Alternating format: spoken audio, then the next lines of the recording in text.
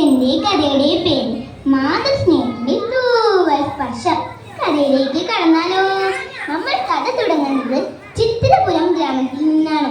ചിത്തിരപുരം ഗ്രാമത്തിലെ മനോഹരമായ കാഴ്ചകൾ നിങ്ങൾക്ക് കാണണ്ടേ? പച്ചമേടുകളും വലിയ കുന്നിൻ ചെരുവുകളും കളകളം പാടി ഒഴുകുന്ന പുഴകളും ചെറിയ ഗ്രാമമാണ് ചിത്തിരപുരം ഗ്രാമം. അതാ അങ്ങ് ദൂരെ ഉമ്മറപ്പടിയിൽ ആരെയോ കാത്തിരിക്കുന്നു ജാനുമ്മ. തന്റെ മകൻ രാമു ഇതുവരെയായിട്ടും വന്നിട്ടില്ല. ജാനുമ്മയുടെ ചിന്ത പഴയ കാലത്തിലേക്ക് കടന്നു. രാമുവിന്റെ അച്ഛന്റെ പെട്ടെന്നുള്ള മരണവും അവനെ പഠിപ്പിച്ച് വലുതാക്കാനുള്ള കഷ്ടപ്പാടും ഓർത്ത് ജാനുമ്മ സങ്കടപ്പെട്ടിരുന്നു. ആ ജോലിഭാരത്തിനിടയിൽ തന്റെ കാലിന്റെ സ്വാധീനശേഷിയെ നഷ്ടപ്പെട്ടു. ഇപ്പോൾ രാമുവിന് തിരക്കേടില്ലാത്തൊരു ജോലിയുമുണ്ട്. അമ്മേ അമ്മേ, തന്റെ മകന്റെ സ്വരം ദാ കേൾക്കുന്നു.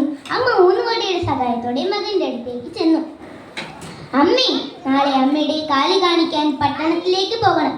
മോനെ, എനിക്ക് നടക്കാൻ സാധിക്കില്ല. ഞാൻ എങ്ങനെ വരും? മരപ്പരത്തിക്കൂടല്ലേ പോകുന്നത്. അമ്മ എന്തിനു ഭയപ്പെടണം? അമ്മയുടെ മകനല്ലേ കൂടെയുള്ളത്. അത് കേട്ടതോടെ ആ അമ്മയുടെ മനസ്സിൽ കോരി തെറിച്ചു പോയി. പിറ്റേന്ന് അതിരാവിലെ അവർ പുറപ്പെട്ടു.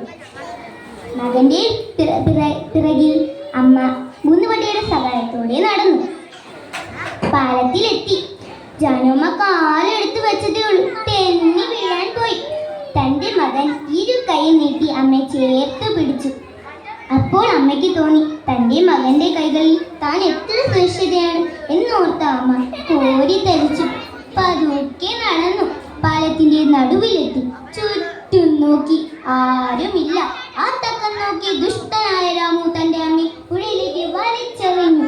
മോനെ! ആ അമ്മയുടെ നിലവിളി പുഴയുടെ ഒഴുക്കിനോടൊപ്പം അലിഞ്ഞു ചേർന്നു. ദുഷ്ടനായ രാമു ചിരിച്ചുകൊണ്ട് വീട്ടിലേക്ക് പോയി.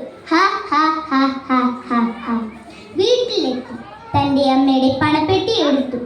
അമ്മ എപ്പോഴും പറയും അമ്മയുടെ കാലശേഷം ഈ പണപ്പെട്ടി തന്റെ മകനായ രാമുവിനാണെന്ന്.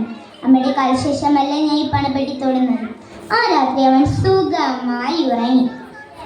പിറ്റേന്ന് അതിരാവിലെ അയൽവക്കത്തെ വീട്ടിലെ ഉണ്ണിയുടെ ശബ്ദം കേട്ടാണ് അവൻ ഉണർന്നത്. രാമേട്ടാ, രാമേട്ടാ! എന്താടാ ഉണ്ണി രാവിലെ കിടന്ന് നിലവിളിക്കുന്നേ? മനുഷ്യനെ ഉറങ്ങാൻ സമ്മതിക്കില്ലേ? എന്താ ഉണ്ണി, എന്ത് പറ്റി? അവൻ വിറയ്ക്കുന്ന കൈകളോടെ ആ പത്രക്കടലാസ് രാമുവിനെ നീട്ടി. രാമേട്ടാ, രാമോട്ടന്റെ അമ്മ. അവൻ ആ പത്രക്കടലാസ് പേടിച്ചു നോക്കി.